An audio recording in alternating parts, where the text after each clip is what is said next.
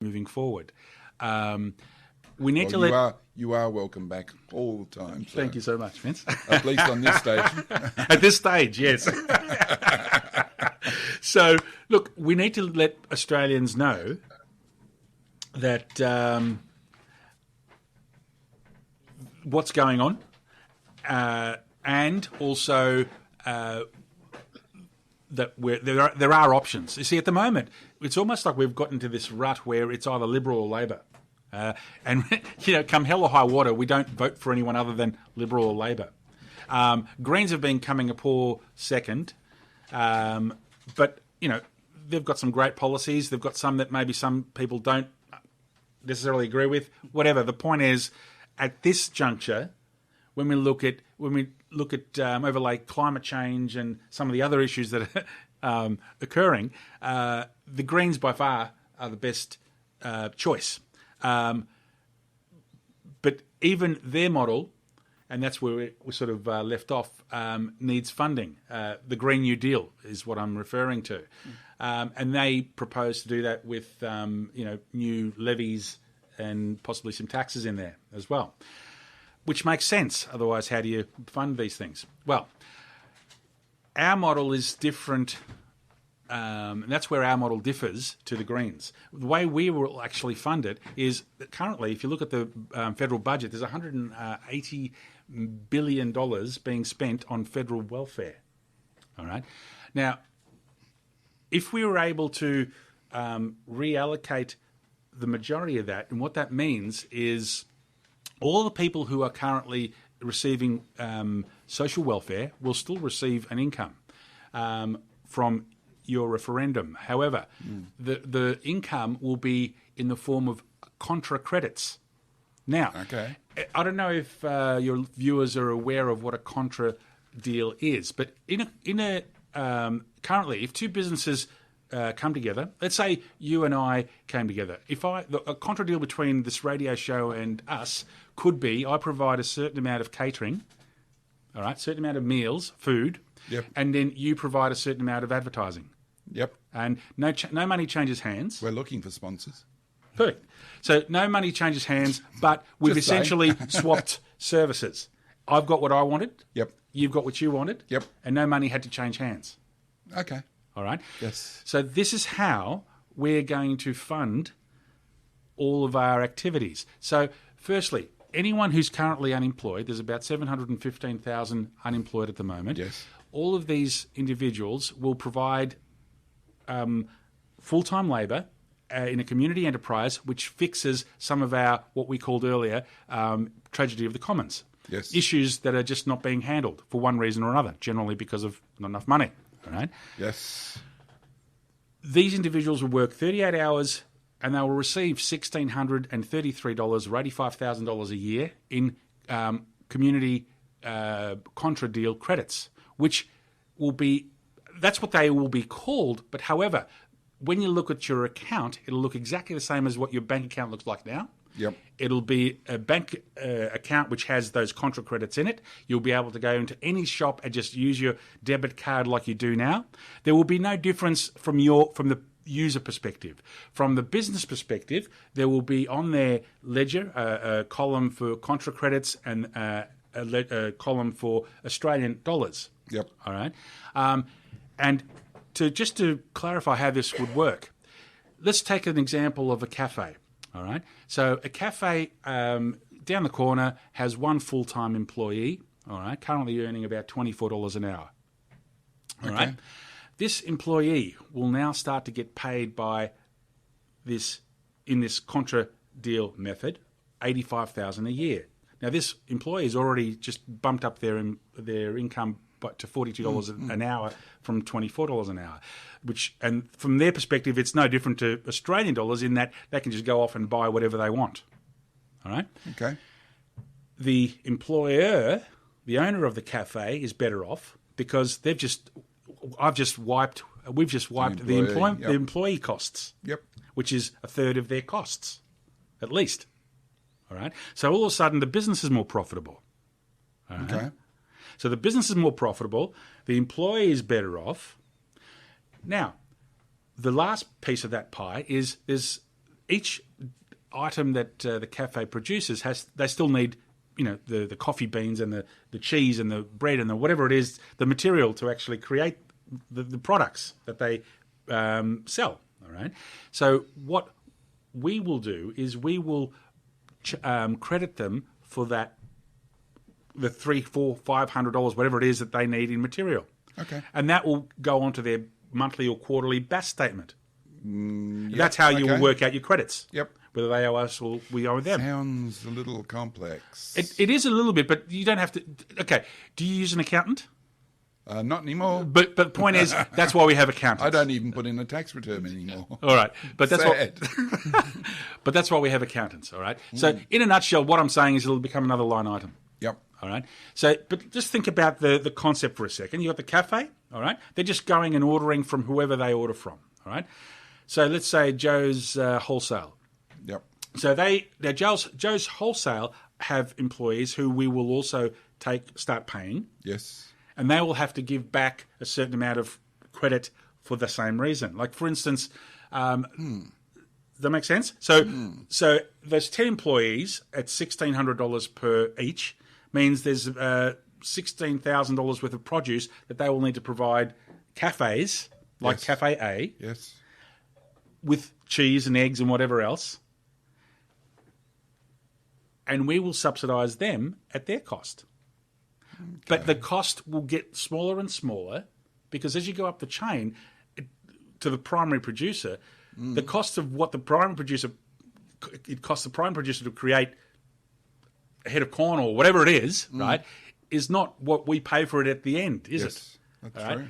So if you go up the scale rather than down the scale, all of a sudden you're capturing all this wealth, which will be redistributed Back to the people. back to the people.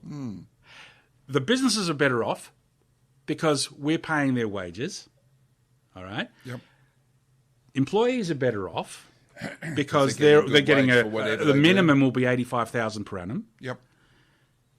And before anybody asks, we'll be tying the minimum to the federal reward so that every year when we adjust the average, it doesn't keep going up and up and up. Right.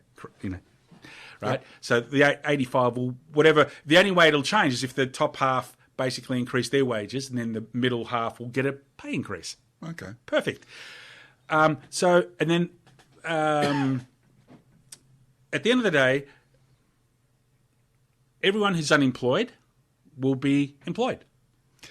Not everyone. Unless they don't want to. There will be people like myself who can't work a full-time job.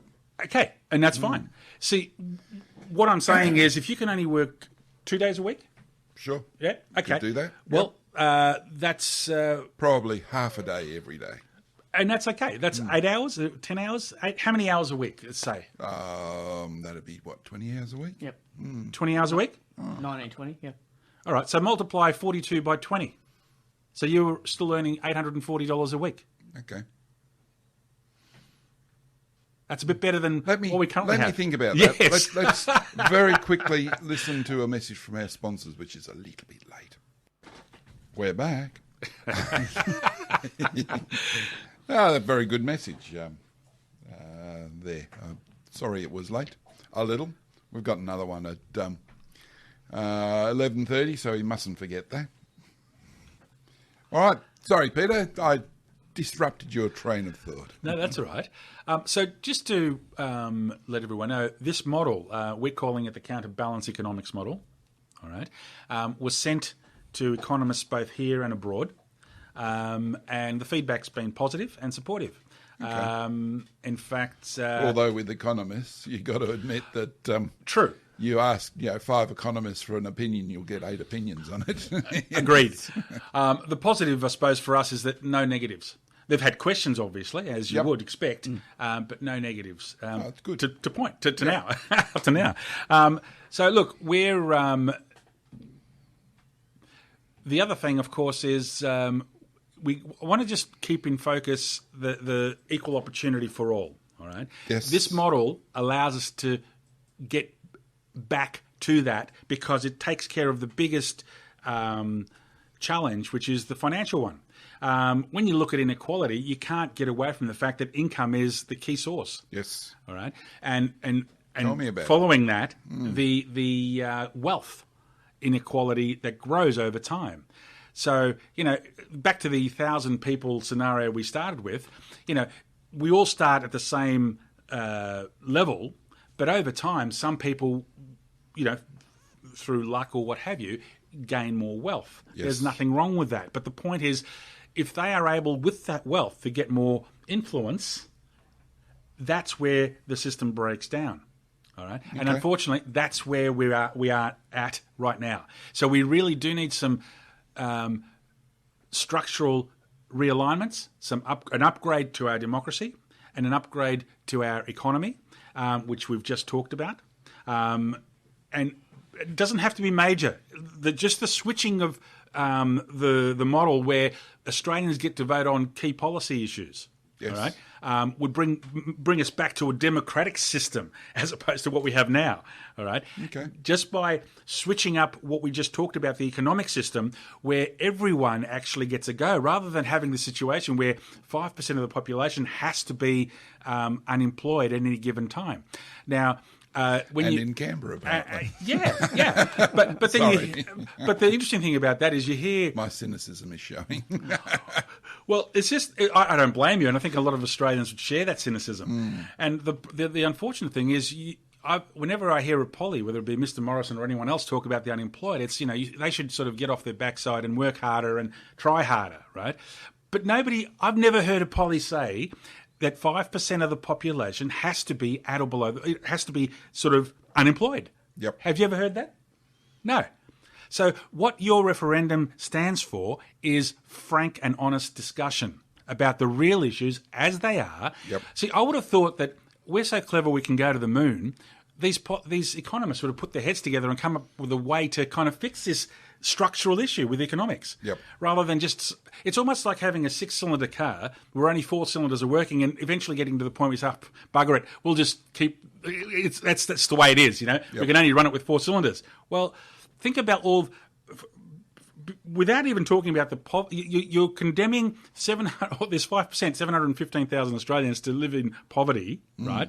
Because they're only receiving just enough to basically make ends meet, barely. Yes.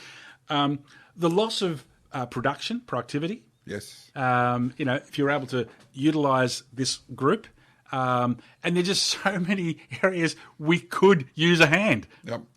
All right. So, we all realise there's an issue there, and what we have done is we believe we've come up with a framework that can solve it.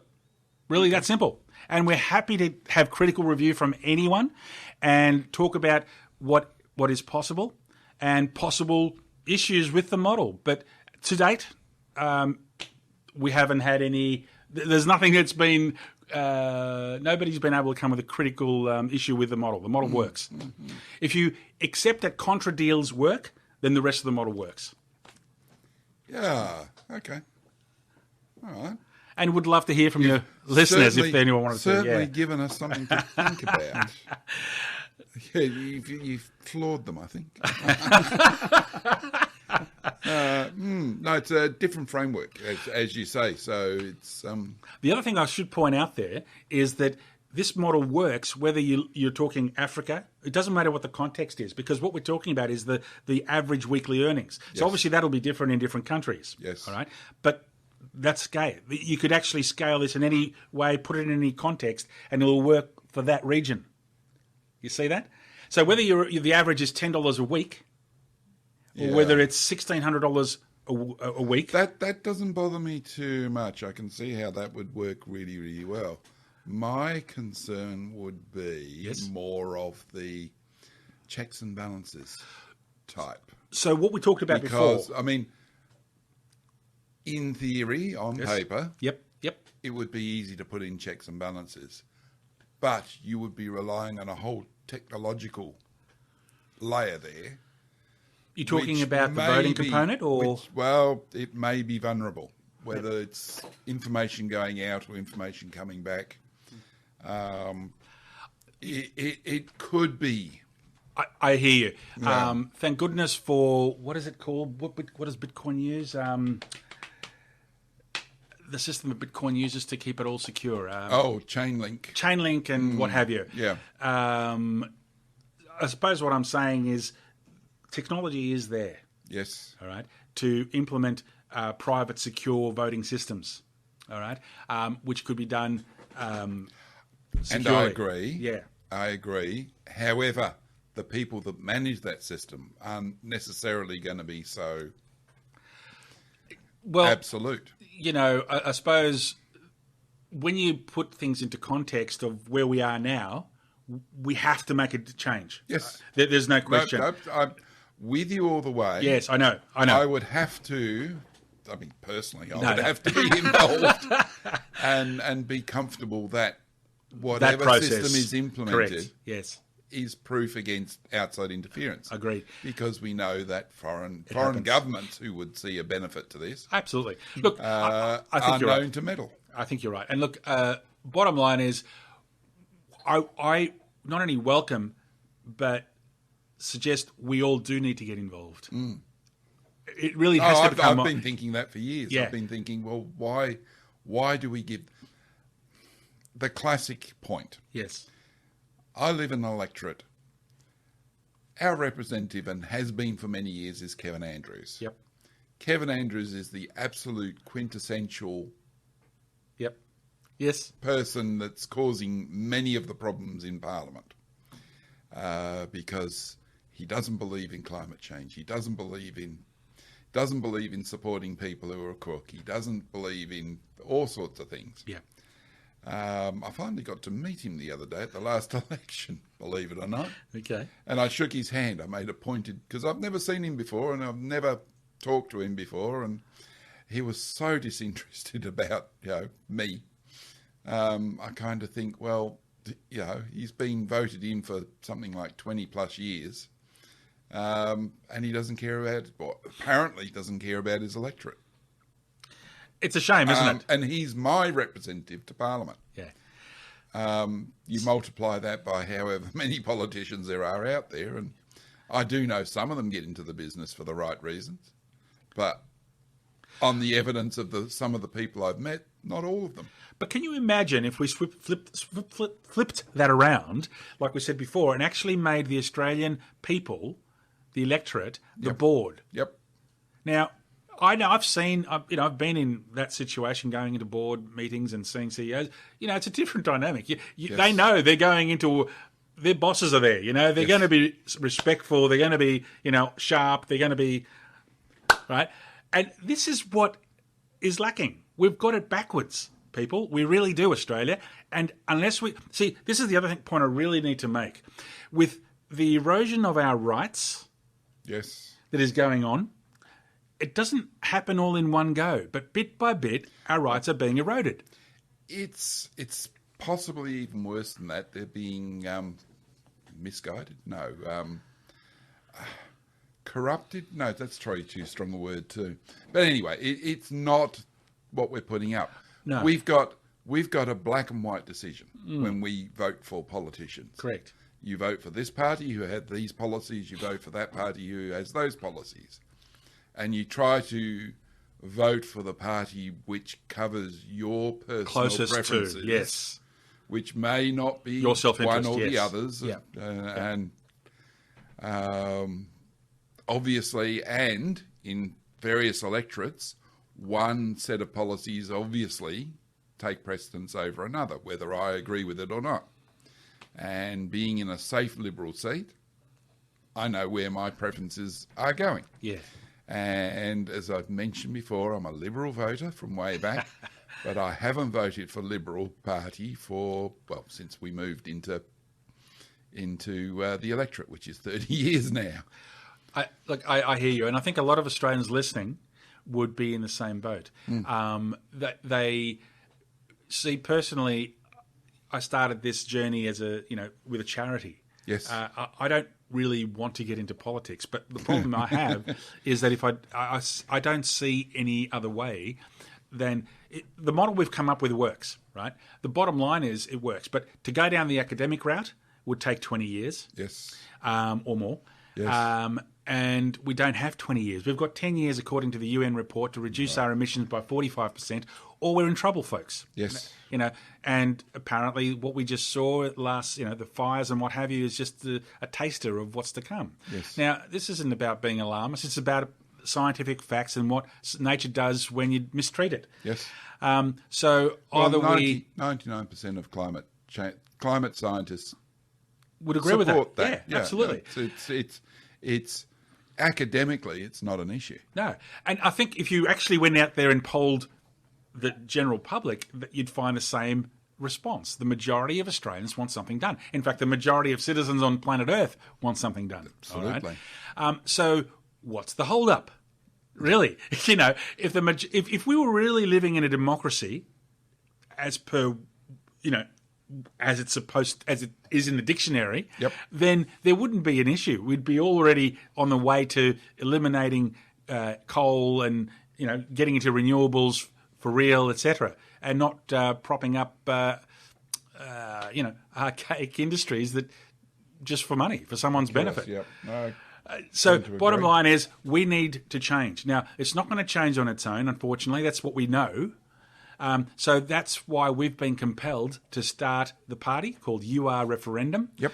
And we'd love the Australians to support us. I'd love them to call. They can email us on our website. Yep. We're on Twitter. Again, that's UrReferendum, sorry. Yes. .org.au. Yeah, thank you. So, yeah, look, that's essentially the message. Yep. And we're trying to do something that hasn't been done. I like your website. It's nice and simple and clean. And actually, there is one more point I should make. I met up with a marketing guy yesterday, and he said I've got a point down the bottom, which talks about taxes, and I should have put it out at the top of the page, apparently. One of the reasons the Labor lost the election last time is because Clive Palmer's had scaring everybody that as soon as Labor got in, they'd up the taxes. So we know that Australians are adverse to increasing taxes. I mean, Julia Gillard went the same way, didn't she, with the carbon tax? I think if people see a benefit to it, they don't mind. Correct. But people are unwilling to put money into taxes that will just go and feed politicians. More politics. Yeah, correct. I suppose the point I'm making there is, with our stance, is Australians are paying enough taxes. Yes. Right? With our model that we pledge, here it is, on radio, you've heard it first, we pledge we will not raise or increase taxes or levies at all during our term in government. The way we will pay for things is, as I said earlier, with the savings, we will, with the money that's already being made, reallocating the money that's been collected already, all right? Without anyone losing out. Yep. Businesses will make more profits. There will be no unemployed. The minimum wage will be $85,000 per annum. There is no lose here. It's win-win all round. Yep. So, look, why haven't we implemented this system yet? Good question. Yeah, because politicians will be losing their jobs, that's why. Well, you know, they could keep it if they decided to get on the straight and narrow, couldn't they? Well, that's true. All right, let's have another break for the moment, and we'll play a little bit of music and another community service announcement. How about a bit of Simon and Garfunkel and the 59th Street Bridge song? And a local artist again, Danny McDonald, with I better read this. Okay. The Suburb I Grew Up In, with an name out of it. All right then, so we're talking, well, you're listening to the Breakfast in Bed mob. Yes, we're in rather late. We're covering for Jeff Phillips. You've got Paulo. G'day. And Vince Butler. Hi. And we've got Peter Malliaros in. How you doing? Talking to us about his concept of a new political party who are interested in changing the way that we do things. Upgrading our current democratic and economics model just a little bit, not a lot, because I know Australians don't like a big change, but just enough so that we can actually get back on track. Yep. So we definitely, something of interest. It's, well, you say it's just a little tweaking. It's quite a it will mean quite a bit of a change. If you want to sit around and consider what we're doing, you can go to UrReferendum, or one word, UrReferendum.org.au, and have a look at some of the initial policies of what Peter's talking about. And I see we've pretty much covered much of what we were talking about. I like this one, free education. Yes. Free university study. Well, we've pretty much got free education anyway, but you've got to pay it back. It could be a lot better. Yeah, it could be a lot better because I was watching a TV. So actually, Paul and I were discussing what we were watching on Netflix earlier on, and I've been watching a show called Ragnarok. Yes, which is, I believe, from Finland. I haven't seen it, but I've and the Finns have a free education system, and I saw a report on it, a proper report. Basically, they will only hire teachers who have got master's degrees or above, as well as teachers' degrees. So these people know what they're doing. They get paid really well. They don't have smaller classes than us, but they're far more effective at teaching the kids. Their school week is less than ours, and therefore, again, as I say, far more effective at actually teaching the subjects. And it's all fully funded. It's completely free education. And I think we went down the wrong track when we started cranking back, because the Labor Party produced free university many years ago, and we brought that back. I think it was the Liberal Party who cranked it back and made us yet again pay for it. But to my mind, and as I've seen, the smarter you can make Australians, the better off Australia is. I think the core thing we have to keep reminding people is the benchmark. The benchmark has to be equal opportunity for all. All right. Now, no matter how you cut it, if you really want to create a society which has equal opportunity for everyone, there's only a certain amount of movement you have with certain things, like education. You've got to educate everyone. Otherwise, how do you have equal opportunity? But the problem here is that when they've measured it, at least in the past, is they've measured it on results, not opportunity. So if everybody's not getting A's or whatever, then they perceive that as being a failure. On whose part? And well, that's the thing, on the part of the system. To my mind, giving people the opportunity, if they're inclined to get the A, is fine. If they use that opportunity to get an E, that's fine too.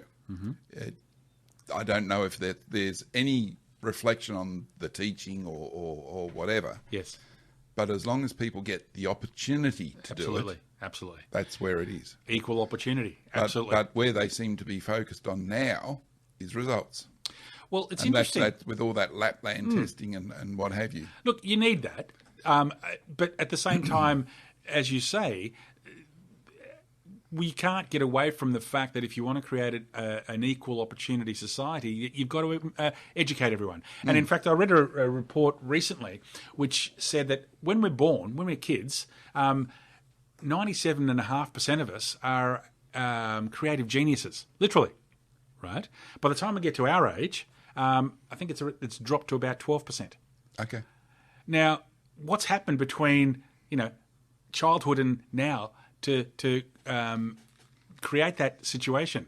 Obviously, part of it will be the schooling system, educational system. Part of it will be just life itself. So I suppose what I'd be really keen to explore with these, CSIRO, etc., is how we could, keep more of our kids as creative geniuses for longer. I don't necessarily think that's what we need to do. We need to let people be themselves. But that is being themselves. Is it? Yes. Or is it just a maturation thing? Is it just a growing up and a... No, I think what they're saying, what the report was saying, was that the system's in place. So, for instance, a kid, when I know with our daughter as an example, when she was before she started prep, she used to draw some amazing drawings, and they were really almost Picasso type drawings, you know. And then she went to school and she had to draw a square for a house and a triangle for a roof and a round sun, and it took her years to break that habit. Okay. And now she's selling her art online, but.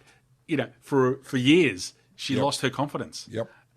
I can actually get behind that. Yeah. Yes. So it's about that's what the whole Montessori type model is about, and all these other teaching methodologies that are out there. They're about creating or allowing rather the individual to express themselves and learn in their own way. I always come back to this thing that I learned in business. Yep. It's better to have a go and fail than to feel like you can't have a go. Yeah, absolutely. But you have to allow people to fail. And that's what our current system doesn't allow you to do. Exactly. You have to have a passing mark. You have to, you can't just have a go, fail, pick yourself up, try something else. And the reality is, I'm trying to sort of throw in some possible questions that your viewers may have with this model. So how our model would also differ, just based on what you're saying now. Let's say we have an employee who's working in our community enterprise, whatever that might be, all right? And they're failing, all right? Yep. For whatever reason, it's not suited for them. Like 2 out of 3 businesses fail. Whatever. At the moment, yeah. So this individual is better suited for some other type of work. Now, sure. We would obviously have vetted them before going in, but let's assume for whatever reason it's not working for them. All right, so whilst they're being retrained, we go through that process again of vetting them again and talking to them and working out where they're better suited. We would then continue to pay them. That's $1,633 a week whilst they're getting retrained and then redeployed. Okay. And the other thing I didn't mention before is anyone who's working with Counterbalance Economics, in our community enterprise model, can leave and go and find a job that pays Australian dollars at any time and come back to the community enterprise at any time. So there's no restriction of going backwards and forwards. All right? Yep. The only thing that happens is there's no unemployment. And the minimum wage is $85,000 per annum. Now, how good's that? And the taxes aren't increased. We don't have to increase taxes to do that, or to fix a whole range of issues that are currently needing fixing in Australia. Yep. There you go, another plug. Yep. No, you've certainly given me a lot to chew on because I guess I'm sort of under the gun for an assignment at the moment, so I'm not working on 100%. But no, it sounds very interesting. I would like to consider all this. It sounds fascinating. That's actually what my first economist teacher, lecturer said. She was going through it, and she basically, I just gave her a bit of a, what do you think? And she goes, fascinating and intriguing, and it's like didn't want to commit, but it's like no, and as she shouldn't be an academic. So Agreed. It's good because when she does eventually, if she does eventually come round, she did actually in the end, yes. It's for the right reasons, not just because you were all excited and enthusiastic. Absolutely. Yep. So So it's interesting. Yeah, look, we'd love to hear people's feedback. I'm not sure if they can call in at the moment. Yep, it's 92854847 if they want. Or can they actually leave a note on your website or something? Or our website's not really set up to take notes, but yours is. Ours is actually, yes. So UrReferendum with UrReferendum.org.au. Yeah, U for umbrella, R for Roger. Yes, that's it. Thank you. Okay, that's great. I would be fascinated in getting you back after I've had a thought about it and get over my exams. Good luck with that. Engage my brain power again. No, I'd love to come back and chat more about it, answer any questions. The other thing your listeners and yourselves could do is look on our FAQ page, because they are literally, if you look at the questions, they are literally, as they've been put to us. Yeah. And some of them are pretty raw, but that's okay, because we want these questions. If we can't answer these questions, then we shouldn't be here. So Well, that is true, and that's probably why the Liberal Party shouldn't be here. They refuse to answer the questions. Yes, I concur with that. Definitely. And I don't know if the Labor Party is much better, to be honest. Yeah, like I said, I'd rather not be doing this, but I don't think we've got any choice. Well, I think you're right. There's a structural need out there, and obviously our politicians are not going to do anything about it. So, well, they don't have to. They've got their piece of paper which says get out of jail free. Yeah, they've got their $200,000 a year job and $500,000 a year. Isn't that how much Mr. Morrison's on? 530 or something. Don't care about him. He doesn't do anything except talk. No, he just got a pay rise too. And don't forget their really good super. Yeah. Well, there is that too. I can remember seeing there was a senator who made a big splash when he got in. Yep. And I think he was in part of the Australian Democrats. And he was there for like 12 years. And then he had an income for life of over $100,000 as his super. And he was only about 30 or something. So, hang on. Hang on. And that was $100,000 a year like 30 years ago. Where's that coming from again? What? Oh, yes, our back pocket. Yeah. You're looking a bit thin there. Lucky I need to lose some weight. Fair enough. Riding a little lower on the wallet there. Yeah. Okay. Thank you very much, Peter. Got anything more you want to say before we... No, I think we've said it all. I mean, really, the next part is over to your listeners. Yes. To really hammer us with questions, and or just jump on board and sign up. So on our website, you can register. Yep. Your referendum, U for umbrella, R for Roger, referendum.org.au. You can register your support it's a real website, I can guarantee that. I've been there. Yeah, thank you. And yeah, that's it. All we need is, we don't need everyone, we just need the majority. That's the message, okay? And equal opportunity for all is what we're aiming for. Okay. Thank you very much for having us. Thank you very much, Peter.